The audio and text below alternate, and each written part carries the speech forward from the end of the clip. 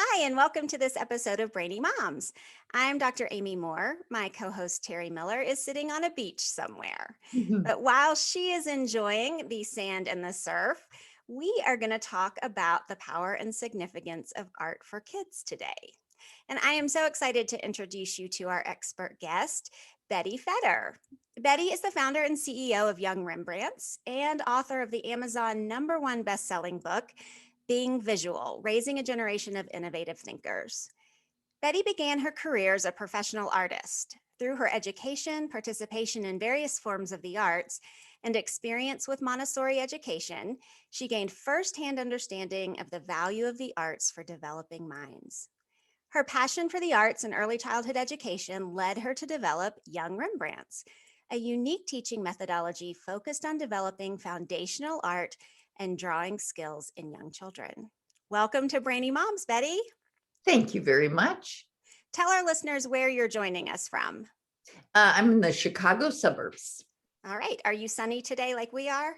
We have been in a beautiful weather streak, but it went gloomy. We lost about 25 degrees of our warmth this week. Wow. Well, here in Colorado, that happens to us all the time too. So, I've really been looking forward to this interview with you because I am a former early childhood teacher. And some of my fondest memories of teaching preschool is surrounded by art projects. Mhm. And so I'm excited for our Brainy Moms community to hear from you. So, can you tell us a little bit about your background and your story, how you got from being a professional artist to leading an international art program for children? It is a big stretch there. Well, when I was a kid, I loved art, anything art. That's all I wanted to do. So my college degree is in studio art. So photography, lithography, drawing, painting. And so many people said, you are never going to get a job with a career, with a degree in art and Right. studio art, much less. So, but I couldn't do anything else. That's just what I loved. So when I was out of school, I eventually started, I worked as an independent, as an artist, did some illustration, but I ended up when I had children working at a Montessori school part-time. And I loved the philosophy behind Montessori education. And after several years of doing that and just really studying, I just was really curious. I'm sure, like you, as a psychologist, just I like looking at how do kids think, how do they learn, how do they process information. And then I loved the Montessori approach to that, which is very much in our education system now. Early childhood Mhm. is adapted a lot of that. But eventually somebody asked me, will you teach my kids how to draw? And I thought that was about the dumbest thing anyone had ever asked me to do. I was like, no, no, no, no, no, no, no. And I had a very persistent friend, and she literally just wore me down. And I had my first class with 8 kids in I actually still have my attendance sheet, March of 1988. So Wow. it just kept growing, more kids would want to come to class. And I kind of just figured, what do you teach kids? And I relied a lot on what did I want to know when I was a kid. And I just really applied my studio arts degree, not a teaching degree, but studio art. As a kid doing art, what would I want to know? And then it really blossomed into this teaching method that really affects both sides of the brain. It's a very, it develops inner discipline. I'll go into that in a minute, I guess, but it's just Right. it affects so many other parts of a child's development that I thought this is pretty impactful. And I just went further with it in terms of developing a business around it. All right. So, can you talk to us a little bit about the importance of arts for kids in general? Mm. Young kids are all very right brain. We're very young. Youngest children are hands on. They've got to do it. They've got to touch it. They've got to feel it. that's how they explore the world. That's how they learn. Like this foundation in touching, feeling, doing, making stuff is like so fundamental and needs to be in place even before they get into an academic type of a classroom.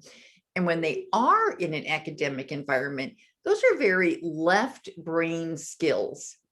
The arts are very right brain skills. And sometimes by the time we enter school, school forgot that there's two sides of us. School gets real focused on those left brain skills, and sometimes at really a loss. So the kids that are very right brain are really struggling because you're not getting enough. But I think overall in our education, we're not regarding the development of that right side of our brain, which is so necessary for all children. Absolutely. So how early do you think that we should start introducing the arts? Oh my gosh, even people think that, like when you're in preschool and there's the easel and there's red paint and kids are, that is so satisfying for them. That is so, I matter, I impact the world, I can put that color in paper, and every kind of experience, crafts, arts, any of that they can have is wonderful. Now, for us, we go into more instruction in the arts when kids are about 3.5 to 4 in terms of the preschoolers doing young Rembrandts. That's when I think I have seen they're ready to hold their pencil. They're ready to draw in pencil. They're ready to kind of think and be very intentional about what they're making. And they're just ready to learn more. And drawing is so much like language or reading or writing that the younger you do it with them, it's also the more natural it is for them. So talk to us a little bit about the difference between just allowing kids to explore art materials on their own and what the benefit of adding some art instruction is for them. Okay.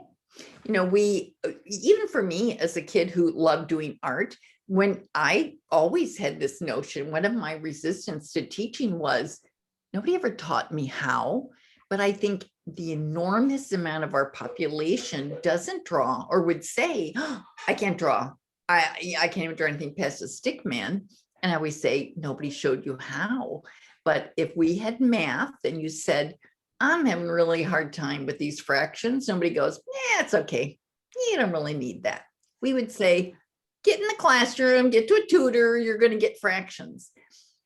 When you don't give instruction in something, the perception is, I'm not that good at it, so I'm just not even going to do it. So then what happens is about 6, 7, 8 years old, kids are just doing very free form, absolutely wonderful. But the problem is they come very critical themselves when they start to be more aware of the images around them. Then they look at their stick man and they go, oh, I'm not one of those art kids. I can't draw. And they literally put that away and they Right. stop. Right. And literally 6, 7, 8 years old, you can make that decision. I'm done. It's a terrible. And the only reason they're done is that we didn't teach them anything. If we never taught them how to read, if we didn't show them any numbers or math, they'd quit that at 8 too, but we don't let them. So let me make sure I'm understanding you. You're saying that we can teach any child how to draw? Yes. Well, that's I love exciting. teaching preschoolers the most. Oh, I love teaching preschoolers because with young Rembrandts, when we teach a preschool class, these kids do things that you would never in a million years would even think was possible with a preschooler. Do it every time. And it works with every kid. It's just staggering, but it's because we have two things. We have very specialized curriculum that we develop, and we have a very specific teaching method that's very unique to young Rembrandts. So when we put those together, so the way we teach kids, the way we would lead a preschooler, but we also do elementary classes, and that's a lot of our kids are elementary age, but the way we teach it is why it is so successful. And it's very affirming and encouraging. It's not like do art my way or you're wrong. It's very individual. It's very meets the kids where they are, but yet takes them to another level for themselves. It's very cool. Sounds it. Just like we know that reading instruction that's direct and targeted um, is the most effective way to teach reading. What I'm hearing you say is that you can develop young artists with the exact same philosophy. Absolutely. And the thing that is also so cool about it is again, the way we are teaching it, we're being very intentional about helping kids develop their focus, kind of their time on task. Our preschoolers sit still for 45 minutes and do a class. I think for a 4-year-old, that's a miracle no matter what they're Sure, doing. absolutely. Our elementary kids, from 6 and up, our classes are about an hour long, and they do great. But we're teaching them these fine motor skills, attention to detail, how to really look and see something. And those kinds of things are totally going to come into all their other classroom work, all the ways that the skills they need to do other kinds of academic lessons. Absolutely. Can you talk a little bit more about that? Yeah. About how that nurtures those other skills that apply then to the classroom? Yeah. We, for young kids, their exposure to what the world is about, and yet how do you translate it to a sheet of paper? But we're working with language and keeping the language simple and clean. We teach a very specific marker technique. Again, it's not right or wrong or nobody gets graded. You introduce it again and again and again. Each child is working at their own level, but the more they sit still, they learn how to look at something, follow direction, look down, do it step by step. The discipline, that internal sense of order and confidence and calm and fine motor skill, pincher grasp, all of those things for young kids. Wow, does it impact them in the class, especially handwriting? For the most part nowadays, people are, oh my God, my kid's handwriting is terrible. Especially creative kids have the worst handwriting, which is not fair. But if you have young kids drawing, you have a 4-year-old drawing for 45 minutes. I have to write a few letter A's, no problem. Or, these young elementary kids that are learning to write, when they're doing drawing, they thought they just came to have fun and draw and color some pictures. We packed it with so much intentional focus and development and fine motor and skill. They come out of it, they don't know how much they just got, but you can see it in the classroom. Yeah, and those are skills that, we take for granted sometimes. I know that I have a friend who is an art teacher, and she got her first teaching job in an elementary school in a lower socioeconomic area. And she had this whole amazing curriculum planned, got in there the first day and realized those kids didn't even know how to hold a pair of scissors because they had never seen anyone use a pair of scissors before. And so she had to go back to the basics. We take that for granted, right? Yes. That you know how to hold a pencil, that you know how to hold scissors, that Even somebody gave you a pencil to draw with, much less not a crummy old bucket of crayons and said, go do some art, Right. But they respected you enough to say, let's learn how to see things. Let me give you good tools to use. And then let's work one-on-one on all these fundamental skills. I remember even as a college student, I love watercolors and drawing. And I remember my watercolor class. So I'm in college. I lugged that watercolor supplies. We had these huge creosote boards all the way across the farthest end of the campus. My watercolor teacher sat in there and read the newspaper and said, explore. And I remember as a shy and intimidated college student kind of thinking, what are we paying for?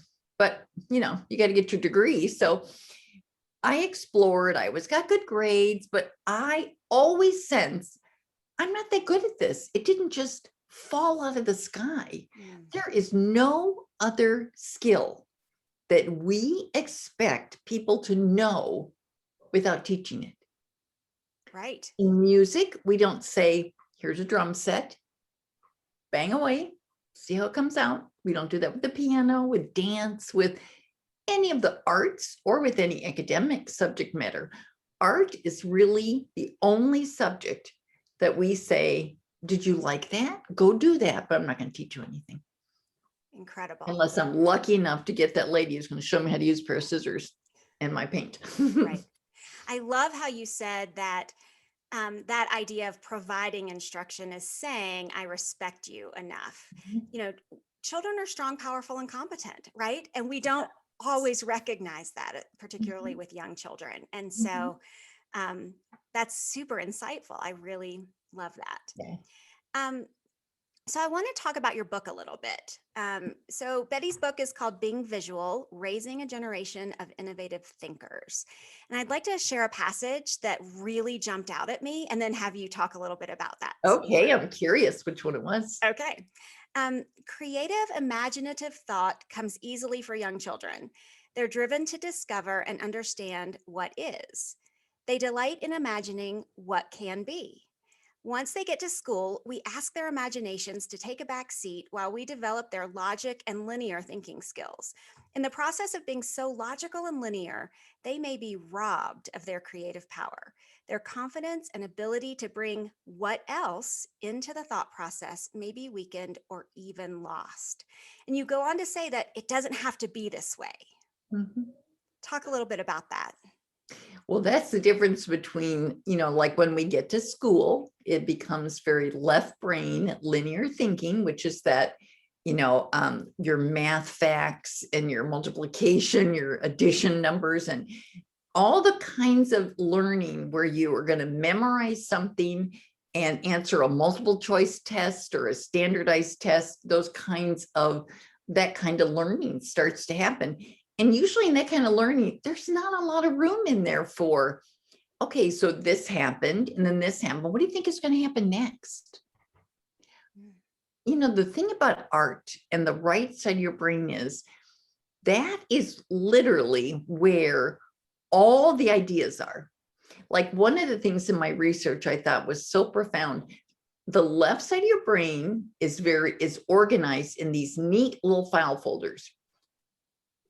All my facts about the Civil War or, my multiplication timetables, whatever I need, I know right where it is.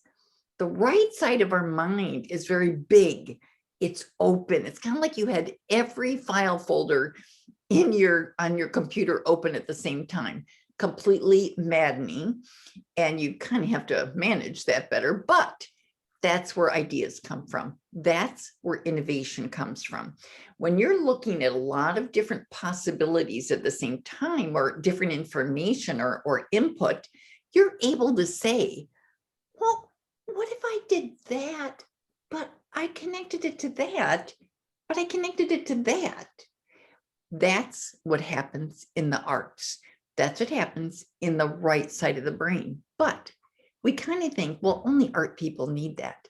You know what? We just went through a pandemic and we were hoping that all these scientists in the world were able to think out of the box.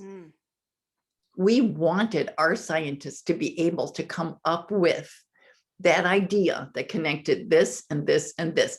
Even the people delivering the vaccines, passing them, everything about it. We needed some innovative thought. We didn't need it from the artist to paint murals for us. We need every member of our culture and every area, every kind of work, every occupation to be able to know what the facts are But come on, what are you going to do with those facts? What else is there? What else is possible? That's why the arts develop that kind of thinking that we need in all parts of our life. So we have to stop thinking that it's either or and focus Yes, on both and. perfect. I love it. I'm going to steal that. Okay.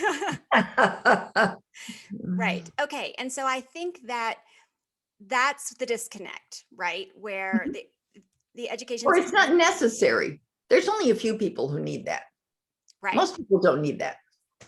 It's And like, no, no, no, no, no, no. so then how do we communicate that to the education community That's a better? really good question. I think as parents, we have to want it first. You know, the education community has a job to do. They know what they're tasked with. But anytime parents do speak up and say, wait a minute, we want more, or I want a little bit of a shift. I want a little bit more of this on my plate. And, you know, Young Rembrandts is an after school program. So whether it's Young Rembrandts or any other arts that you know about in after school programs, parents can say to their schools, like, if we can't have it during the day, Mhm. we absolutely want it afterwards, that we have that choice. But maybe there's a way to do both. Sure. So I want to hear more specifically about Young Rembrandts, but we need to take a Okay. quick break and read a word from our sponsor. Okay. Okay. Tutoring is great for catching up a child up to speed on specific subject matter in school. But is it the right option if your child is consistently struggling inside the classroom? Tutoring often involves relearning information or continually reviewing school coursework. If your child is consistently struggling, however, you need to address the root cause of those learning, reading, and attention struggles first. The majority of learning struggles are actually caused by one or more weak cognitive skills. Learning RX one on one brain training programs are designed to identify and strengthen weak cognitive skills, which makes learning, reading, staying focused, and life so much easier.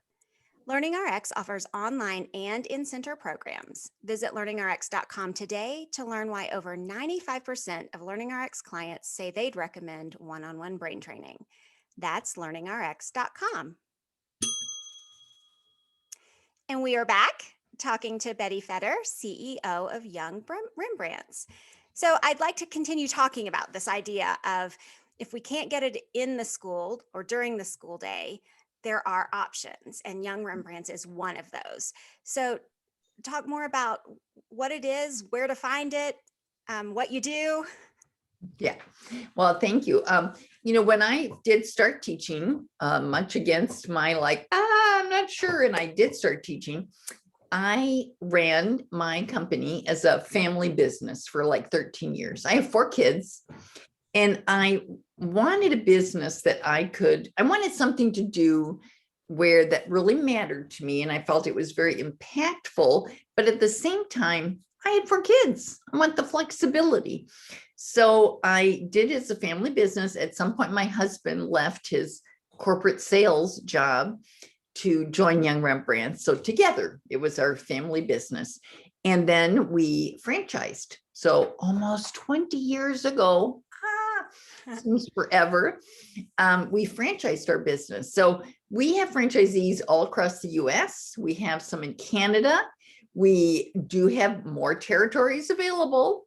We're always looking for new franchisees, but our franchisees then hire some part-time staff that are artists or teachers that do art, and they host classes after school at local elementary schools.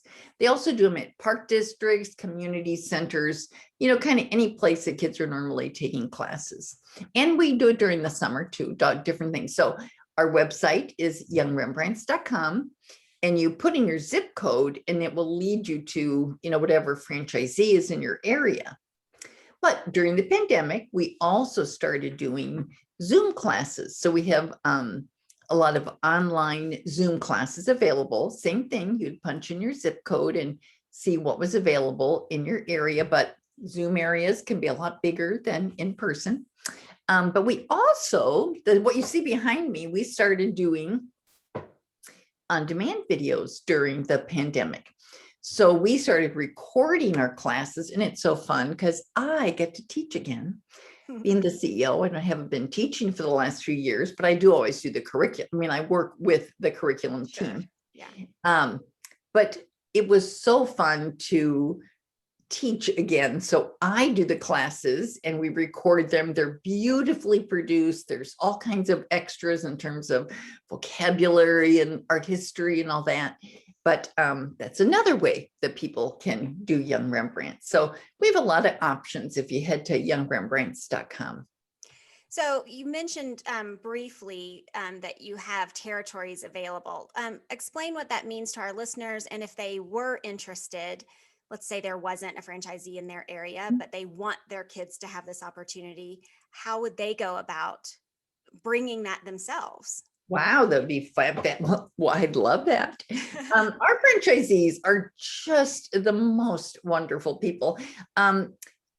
Professionals, people that are in business, have had business experience, you know how to grow a business, you would be employing a staff, part-time staff. So it's very reasonable in terms of costs, and it's home-based. We all are loving this home-based stuff, aren't we? Right. So there are so many benefits and the flexible lifestyle, but at the same time, it's a business, and a very healthy business. It can be a really good business. So it's just a matter of contacting, once again, our website. We have a little franchise tab if you have any interest in the possibility of owning a franchise. Okay, that sounds great. So finally, you have a blog. I do. Tell us a little bit about that and what type of topics you post about. Well, it's bettyfetter.com, and mostly that conversation is about the value of the arts, but it's also about this right brain thinkers. I mean, I think 99.5, this is my undocumented opinion, but kids with ADHD are right brain thinkers. And if we taught them like right brain kids, we could alleviate a lot of their stress. There's so many ways that we teach that aren't helpful to right brain kids, and they really struggle in the classroom, and they end up thinking, what is wrong with me? You know, math. I'm like, math, writing, you know, essays, write an essay, doing math. And there's certain topics that are like, taking tests, time tests, those kinds of things that are very naturally kind of, I would say almost off-putting, but very really anxiety producing hard subjects for creative kids, because they're thinking with the right side of their mind, and the way we're teaching is very left brain. So I talk a lot about how do we adapt the way we're teaching so it's more balanced in terms of brain and in the way we can reach all kids, regardless of how they're wired to learn. Fascinating. So that's bettyfetter.com. Yes. Okay. And we'll actually put that link in our show notes so that you don't have to know how to spell that right now. That's more challenging than you think sometimes. So this has been a fantastic conversation with you today, Betty. I truly enjoyed it, and thank you for being with us. Oh, thank If you you. would like to connect with Betty or learn more about the Young Rembrandts program, you can start at youngrembrandts.com, and we will put Betty's social media handles and links to her website and blog in the show notes. So thanks so much for listening today. If you liked our show, we would love it if you would leave us a rating and review, and follow us on social media at the Brainy Moms. You can also follow me at Dr._Amy Moore. So until next time, look, we know you're busy moms and we're busy moms, so we are out. Thank you.